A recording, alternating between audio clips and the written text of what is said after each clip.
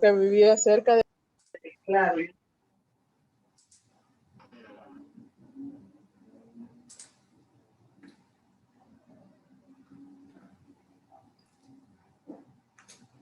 Bien, jóvenes, ya estamos. Gracias porque ya nos conectamos de nuevo.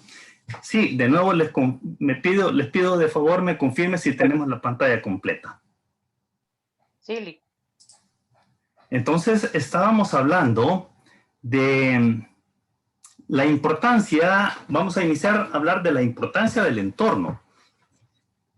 Las características que encierran el entorno empresarial es importantísimo a tener en cuenta cuando estamos hablando de los planes y de los presupuestos. Entre estas características vamos a mencionar el desempeño de los competidores tanto en el mercado nacional como a nivel internacional.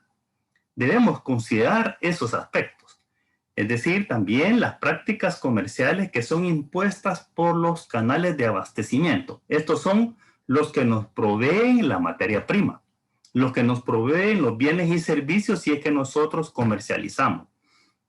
También es importante considerar las prácticas comerciales que son impuestas por las condiciones crediticias que establecen las instituciones financieras, porque siempre debemos de buscar el costo de los recursos de más bajo valor. Es decir, el dinero tiene un costo, entonces con las instituciones financieras tenemos que negociar y buscar el costo más bajo. Otro elemento importante, y de hecho es en relación a las tasas de interés. En el caso del comportamiento de la inflación y la devaluación, en nuestro caso no tenemos que lidiar con estos dos problemas, porque al tener una moneda que no la hemos adoptado, pero la moneda no es nuestra, entonces eso sí, si el dueño de esa moneda, que es Estados Unidos, le duele la cabeza, aquí nos da un infarto, ¿verdad? Porque no es nuestra moneda. Entonces, pero si no fuera la nuestra, entonces sí estaríamos con este tipo de dificultades que son la devaluación y estaríamos hablando de la inflación. Esto aquí en nuestro país entonces no aplica. De igual manera debemos estar atentos a las políticas que establece el gobierno, principalmente en el área tributaria. Es decir, nuevos tributos o modificación a la forma de pago de los impuestos, hay que estar atentos. De igual manera, las políticas relacionadas con la seguridad social, es decir, AFPs, seguridad social, a eso se refiere. Y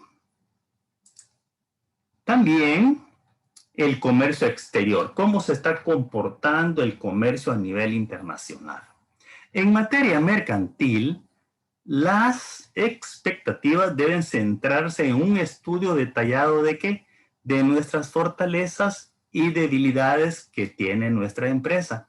Esto recordemos que es el diagnóstico interno. ¿Para qué? Para enfrentar la competencia. Es entonces cuando cobra especial importancia la evaluación de los parámetros como la imagen de nuestra marca, los gustos y las preferencias de los consumidores, las habilidades que tiene nuestra fuerza de ventas, las calidades y los precios, el prestigio de la empresa y las tendencias de participación en el mercado en el que estamos situados. Según se muestra en este gráfico, tenemos las dos variables que afectan de manera significativa el comportamiento de la empresa. Y me estoy refiriendo a las variables que dependen de la administración. Estas son denominadas variables controlables. Y las variables que no dependen de la administración son las no controlables. Y aquí tenemos unos ejemplos, variables controlables.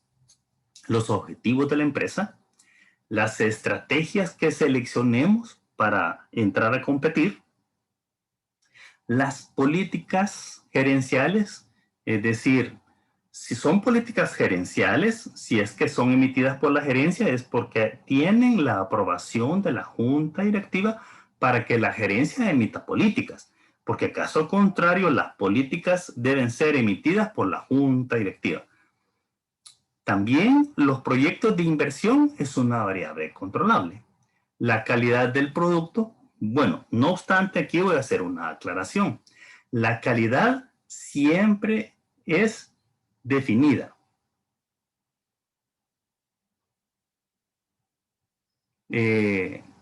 Avíseme si estoy compartiendo pantalla, porque aquí me está dando una nota. Me está dando una Sí, Lick. nota de Yo sí la que veo. está en pausa. Bueno. El leak, pero desde que comenzó está la misma. ¿Me escucharon, En la jóvenes? 22, en la lámina 22 está. Yo esperaría que ustedes estén viendo la pantalla, pero ninguno de ustedes me avisa. Bien. En la lámina 22 me Entonces parece a mí, Lick. hablamos de las variables controlables. Ahí tenemos entonces, y aclaraba, que la calidad, no obstante que como empresa, nos preocupa mucho la calidad del producto, pero al final es el consumidor quien determina la calidad de nuestro producto. Nosotros podemos hacer todo el esfuerzo porque salga un producto de calidad.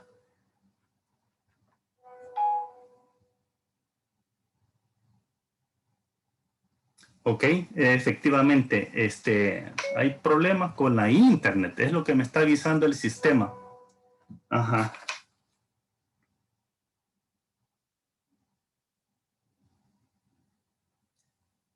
Sí, gracias, gracias Norma y Dania, por avisarme.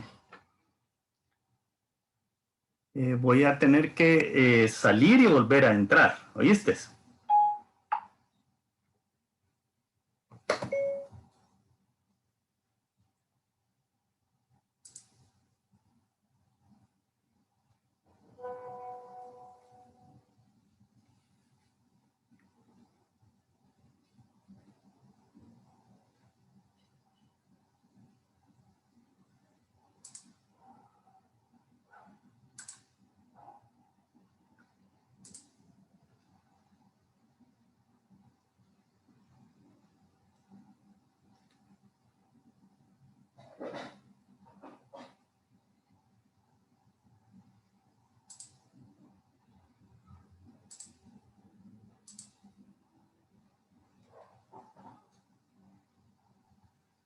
Hoy sí se ve, licenciado.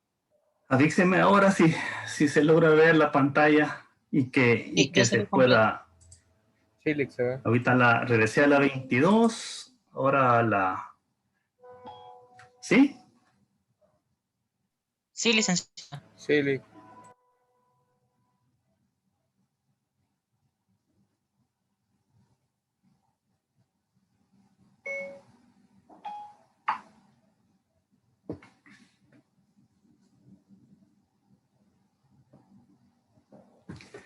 Vaya, entonces retomemos el tema.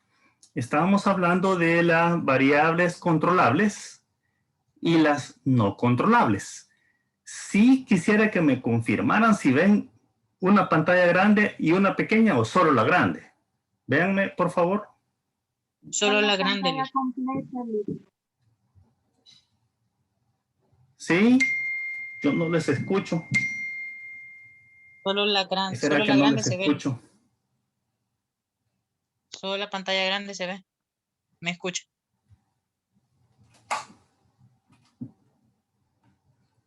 Ha sido atropellada esta clase ahora.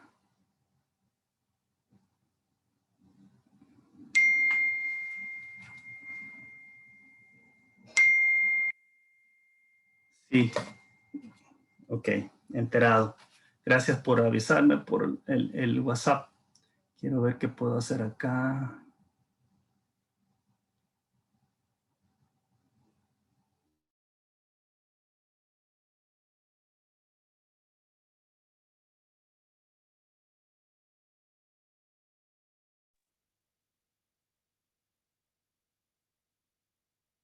Bien, voy a continuar y vamos a finalizar así. Y Dania, cualquier problema que tengamos en la transmisión, por favor me avisas, porque yo sí, por alguna razón, no logro escucharles. Ok, entonces, hablando de las variables controlables, entonces son aquellas en donde dependen de la administración, es decir, pueden ser manipulables, pueden ser elaboradas, revisadas, diseñadas y modificadas, mientras que las no controlables, ahí la administración no puede hacer nada. De tal manera, pues, que tanto los objetivos, las estrategias y las políticas, los proyectos que se estén ejecutando, la calidad del producto, no obstante, pues, como hemos conversado, la calidad la define el consumidor con su aceptación de nuestros bienes y servicios en el mercado. Luego, los canales de distribución, es decir, podemos decidir quién, qué empresa o quiénes nos van a distribuir. Seleccionar qué tipo de campaña de promoción se realizará o qué tipo de sistema de producción utilizaremos, si es por procesos o si es por órdenes específicas de producción. En cambio, las no controlables, entonces nos estamos refiriendo a los gustos y preferencias del consumidor. Obviamente no podemos hacer nada con esa variable. Las disposiciones gubernamentales, mucho menos. Si hacen cambios en los impuestos, nuevos impuestos. Hablábamos de la inflación y la devaluación, que en nuestro país no aplica.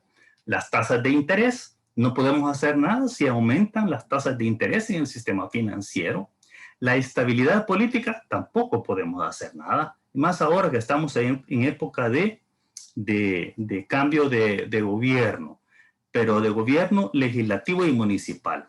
También en lo que se refiere al ingreso per cápita del consumidor, no se puede hacer nada, ¿verdad? Mucho tiene esto que ver con las políticas gubernamentales, si hay aumento del salario mínimo, por ejemplo, o aumento de las pensiones. También sobre las acciones de la competencia, lo que haga la competencia no podemos hacer nada. Y tampoco con las tendencias demográficas, es decir, con la gente que se muere, con la gente que se va del país, con la gente, con el aumento de la natalidad, tampoco. Entonces vemos cómo la gerencia debe planear, debe organizar y debe integrar, dirigir y controlar, considerando entonces el entorno. Y para ello se fundamenta en el diagnóstico interno y el diagnóstico externo. Entonces, digamos que este gráfico nos puede proveer una información bastante global de todos los aspectos en donde la empresa necesita conocer. ¿Para qué? Para poder vender, producir, comprar, contratar personal, para obtener recursos y para ejecutar sus inversiones en el caso tenga excedentes. ¿Y en dónde va a ejecutar esa información? En el diagnóstico interno. Y el diagnóstico interno es lo que va a investigar sobre los aspectos económicos, de mercado, político, jurídico, tecnológico, demográfico, cultural y ecológico. Muy bien. El presupuesto tiene 5 etapas. Ya sea que lo tenga implantado o lo vaya a implementar, debe considerar 5 etapas. La preiniciación, la elaboración, la ejecución, el control y la evaluación. La primera etapa se llama preiniciación. En esta etapa se evalúan los resultados que se han obtenido en periodos anteriores, en los años anteriores. Se debe analizar las tendencias de los principales indicadores que se han implementado. ¿Para qué? Para calificar la gestión gerencial de ventas, de los costos, precios de las acciones en el mercado de nuestro negocio, ¿verdad? Márgenes de utilidad, rentabilidad, participación en el mercado. Ahí nos están dando ejemplos de los indicadores. Y nos está diciendo entonces que estos indicadores se efectúan ¿para qué? Para evaluar, ¿verdad? Los factores ambientales no controlados y se estudia el comportamiento de la empresa. Este análisis de los indicadores contribuye a ¿qué? A asentar los fundamentos del planeamiento estratégico y táctico. De manera que exista objetividad ¿para qué? Para tomar decisiones en cuanto a ¿qué? A la selección de estrategias tanto competitivas, si vamos a irnos por el liderazgo en costos o diferenciación, o selección de opciones de otro tipo de estrategias que son estrategias de crecimiento, ya sea un crecimiento intensivo, un crecimiento integrado o diversificado. Entonces, la escogencia de las estrategias competitivas o la opción de las estrategias de crecimiento interpreta la naturaleza de los objetivos tanto generales y específicos que determina la empresa. A continuación, veamos estos dos tipos de objetivos. Objetivos generales. Estos son ejemplos. General, colocar productos en los canales de comercialización previstos que posean calidades competitivas y precios apropiados para el consumidor y que se tengan márgenes de utilidad que sean atractivos. Otro, incrementar la cobertura geográfica de los mercados mediante el aumento de las zonas de distribución de los productos. Consolidar la participación de la empresa en el mercado con productos de calidad, campañas promocionales agresivas y una fuerza de ventas que esté plenamente capacitada. Otro objetivo general, proporcionar al accionista una tasa de rendimiento atractiva mediante la integración de los factores de valorización y dividendo. ¿Por qué? Bueno, primeramente que el accionista está esperando que le den por lo menos una tasa arriba de lo que le entregarían las acciones preferentes, es decir, arriba del 6% anual. 1, 2, que le den dividendos. ¿Por qué? Porque solo así puede ver el retorno de la inversión. Otro objetivo general es establecer mecanismos que auspicien la construcción de una empresa que sea dinámica, pujante y creciente en sus operaciones comerciales. Otro objetivo general, crear y mantener un clima organizacional que conjugue las metas empresariales y los objetivos de quienes trabajan en la empresa.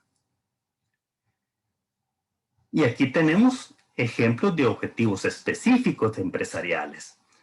Fíjense bien que los específicos por eso son específicos, porque nos dice alcanzar un crecimiento del 5% en el volumen anual de las ventas, expresado en un 10% por variación de precios y en un 3% por captación de mercado.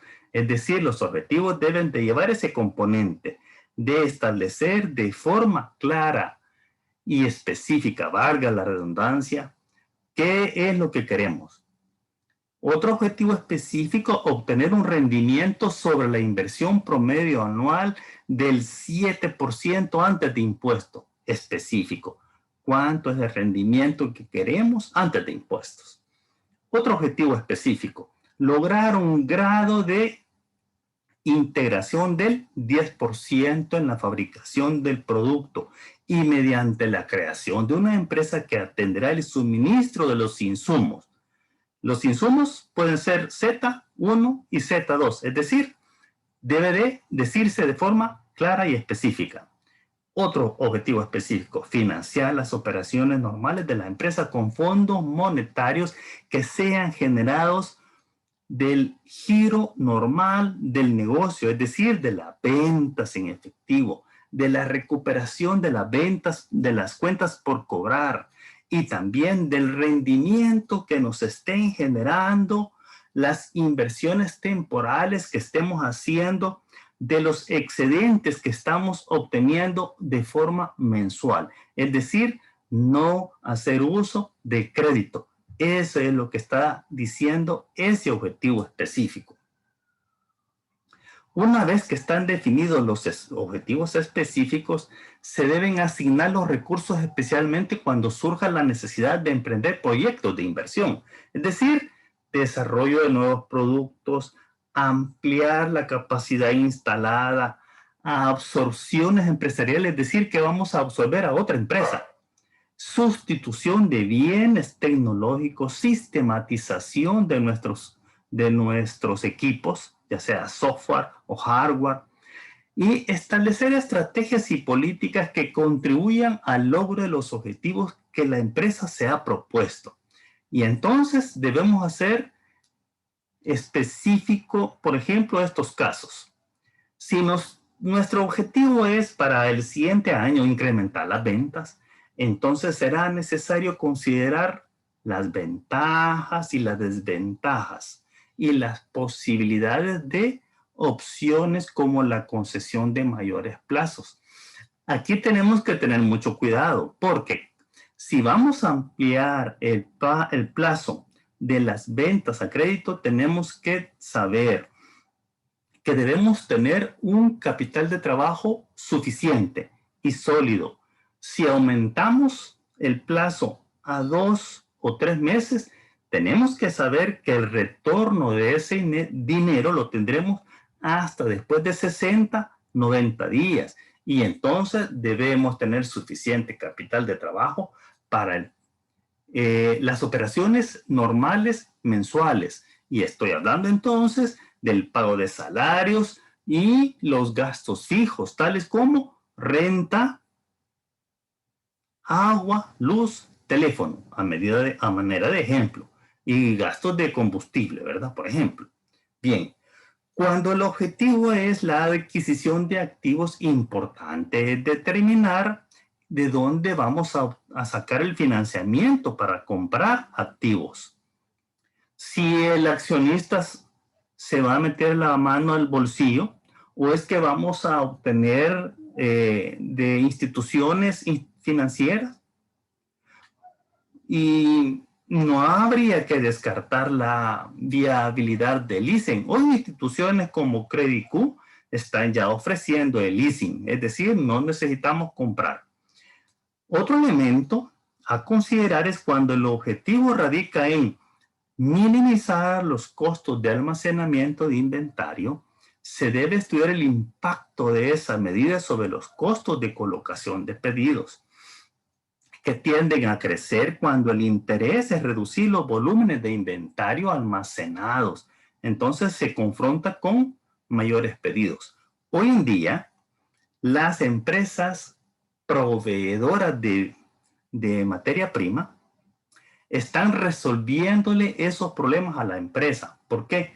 Porque le están ofreciendo almacenamiento, es decir, le ofrecen que se haga un convenio, un contrato de que la empresa va a adquirirle la materia prima para un año y que el almacenamiento se lo va a proveer la empresa proveedora. Entonces, de esa manera se evita el problema de almacenaje. Y, bueno, dentro del convenio y el contrato es que no existe cobro del almacenaje. Lo que ocurre es que la empresa que nos provee o nos fabrique materia prima está asegurando la venta anual. Eso es, digamos, la ventaja de este tipo de negocios para ellos.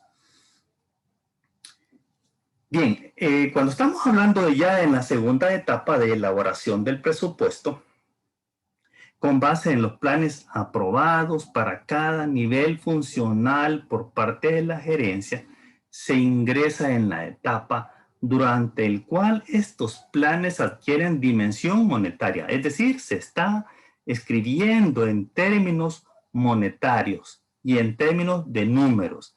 Entonces se procede según las pautas que se detallan. Por ejemplo, en el campo de las ventas, ese valor va a depender ¿de qué? De las perspectivas, de los volúmenes a comercializar previstos y de los precios. Importante es que estas perspectivas sean determinadas en base a una metodología. Por ejemplo, nosotros cuando iniciemos, ya después de haber pasado el primer examen parcial, vamos a entrar a la parte de la elaboración de los presupuestos operativos.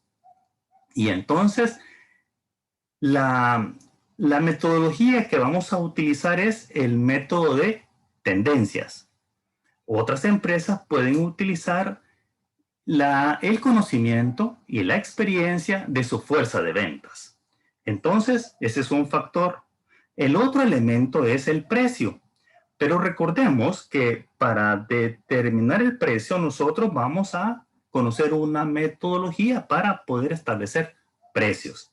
Y esa metodología, para poder determinar el precio, primero tenemos que determinar todo lo que es el costo primo, es decir, el costo de la materia prima, de la mano de obra y los costos indirectos de fabricación y llegar a determinar el costo unitario del producto. Luego le vamos a sumar el costo unitario de los gastos y luego le vamos a agregar cuánto es la utilidad que la empresa estima agregarle a cada producto.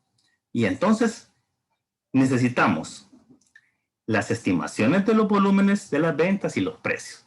Para garantizar el alcance de los objetivos mercantiles, se deberán tomar decisiones que están o son inherentes a los medios de distribución y canales promocionales y, por supuesto, de la política crediticia. Es decir, a cuánto tiempo vamos a otorgar crédito, 30, 60 o 90.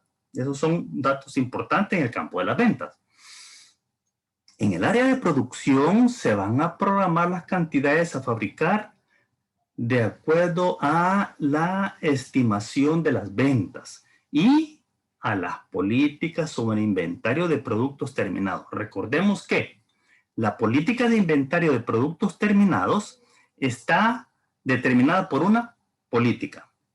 Asimismo, las compras se van a calcular en términos cuantitativos y monetarios con base en los programas de producción y en las políticas que regulan los niveles de ¿qué? De inventario de materia prima, de insumos o componentes. Entonces, las compras se hacen en base a lo que se va a producir y en base a las políticas de inventarios, principalmente a las políticas de inventario final, ¿verdad? ¿De qué? De materia prima. ¿Ok? En la segunda etapa también la Jefatura de Recursos Humanos debe preparar el presupuesto de la nómina tanto en el área administrativa como en la parte operativa. Esto se lleva a cabo en base a los requerimientos de personal que cada jefatura plantea y de acuerdo con los criterios de remuneración y por supuesto a las disposiciones gubernamentales relacionadas con la seguridad social, es decir, AFPs y Seguro Social. Los proyectos de inversión también demandan un tratamiento especial para la cuantificación de la prefactibilidad o de la factibilidad, es decir, que debe hacerse una prefactibilidad o factibilidad del proyecto. Y luego a la ejecución del proyecto se puede asignar una instancia de la empresa a la que se le otorgue el liderazgo, es decir, de haber un gerente de proyecto, a eso se refiere. Y una oficina de planeación o que se contrate a una empresa consultora. Es entonces competencia de los encargados de la función presupuestal reunir la información de la operación normal y de los programas que ameriten inversiones adicionales. El presupuesto consolidado se entrega a la gerencia o presidencia con los comentarios y las recomendaciones pertinentes. Analizado el presupuesto y discutida su conveniencia financiera, se procede a ¿qué? A ajustarlo, a aprobarlo, publicarlo y difundirlo entre todo el personal de la empresa. Tercera etapa, la ejecución. Es la puesta en marcha de los planes, con el consecuente interés de alcanzar los objetivos trazados. El comité de presupuesto se debe constituir como el principal impulsor, debido a que si sus miembros no escatiman esfuerzo cuando se busca el empleo suficiente de los recursos tanto físicos, financieros y humanos colocados a su disposición, es factible que el cumplimiento cabal de las metas propuestas. Solo así se puede esperar el cumplimiento completo. Es en esta etapa, la tercera, en donde el director de presupuesto tiene la responsabilidad de apoyar y de prestar colaboración a todas las jefaturas y asegurar el logro de los objetivos que se han establecido en los planes. Igualmente deben presentarse informes de ejecución de forma periódica. Debe definirse esa periodicidad, semanal, quincenal o mensual, de acuerdo a las necesidades de cada área. En definitiva, el área de ventas debe ser semanal. Cuarta etapa, esta se refiere a la etapa del termómetro, a medir la ejecución de todas y cada una de las actividades empresariales. Su concurso sería incompleto si no se incorpora esta etapa de control en el plan presupuestario, ya que es necesario el monitoreo, seguimiento y acompañamiento en tiempo real. Se puede determinar hasta qué punto puede marchar la empresa con el presupuesto como patrón de medida. De esta forma, mediante el ejercicio cotidiano de ese control, de esa supervisión, se comparan los pronósticos con la realidad, es decir, lo estimado con lo real. Entre las actividades más importantes son preparar informes de ejecución del presupuesto por áreas y acumulados, que comparen de forma numérica y porcentual lo real y lo presupuestado. Cuando la comparación se aplique a proyectos de inversión, además de aspectos monetarios, debe incluirse otros como el avance del proyecto, de la obra, en tiempo y en compras, expresado en unidades, ya que los contratos suscritos constituyen la base de control. Otro elemento importante es analizar y explicar las razones de las desviaciones ocurridas entre lo previsto y lo ocurrido, además de implementar correctivos o modificar el presupuesto cuando sea necesario, como ocurre, por ejemplo, cuando se presentan cambios intempestivos de las tasas de interés o de los coeficientes de devaluación que afectan las proyecciones de compañías que realizan negocios en moneda extranjera. Hay que considerar estos aspectos también en esta etapa de control. Finalmente, la etapa de evaluación. Al finalizar el periodo para el cual se elaboró el presupuesto, se prepara un informe crítico de los resultados obtenidos que contendrá no solo las variaciones, sino el comportamiento de todas y cada una de las funciones y actividades empresariales. Es necesario analizar cuáles han sido las fallas en cada una de las etapas y reconocer los logros. Esta retroalimentación es necesaria e importante para todas las áreas. Y así van a ser entonces conscientes de su desempeño y podrán tomar las medidas necesarias. Finalmente, esto es de forma gráfica lo que ya hemos platicado. Primero tenemos un ámbito conceptual del presupuesto, es decir, estudio de mercado, los pronósticos de venta, las políticas de producción e inventario, los procedimientos que se establecen, uso de los principios que ya conocimos y las técnicas, la parte conceptual. Y luego los aspectos procedimentales, es decir, la elaboración de todas las cédulas presupuestarias y estructurar los indicadores de las ventas, de la producción, compras, de los materiales, horas y costo de mano de obra, los costos indirectos de fabricación, de los gastos generales, de las inversiones, de la tesorería y finalmente obtener los estados financieros proyectados, es decir, los costos de producción, ventas, estado de resultados, balance general proyectado y el flujo de caja y otros informes como el estado de cambios en el patrimonio y el estado de flujo de efectivos proyectado. Muy bien, jóvenes, esta es la clase de este día y se quedan entonces con la evaluación. En este momento voy a habilitarlas y para los que tengo el correo de cada uno de ustedes, también en este momento se los envío por correo. Yo no los escucho, pero entonces queda disponible la evaluación hasta el sábado a las 11:45 y nos vemos el martes, primero Dios.